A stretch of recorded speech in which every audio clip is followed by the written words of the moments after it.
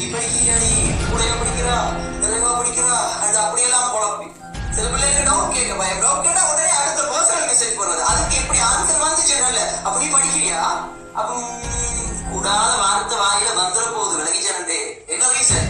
அவ படிக்கிறியான்னு நீ கேட்க, அப்ப பிள்ளை படிக்கிறது தான் வந்திக்குது. படிக்கிறியான்னு கேட்கிற அளவுக்கு கேவலமான உன்னுடைய செயல் அந்த பிள்ளைய பாதிக்கணும்டா, அந்த ஸ்டூடெண்ட் பாதிக்கணும்டா. அதனால நான் சொல்றேன் பாபா, நான் இவ்வளவு கதைகளும் கதைக்கிறது ஒவ்வொரு ஸ்டூடெண்ட்ஸோட ஃபீட்பேக், அவங்களுடைய மன வருத்தம்.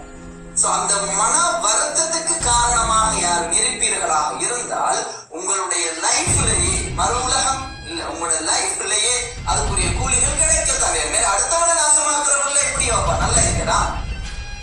நான் ஒரு காலமும் என்ன செய்யறேன் சொல்லுவாங்க, அப்படி போ இப்படி போன்னு சொல்லி போட்டு என்ன என்னோட கிளாஸ் விட்டு நின்றாக்களுக்கு கூட நான் என்ன செஞ்சது கிடையாது, சாபம் விட்டது கிடையாது. ஆனா நான் சொல்றேன்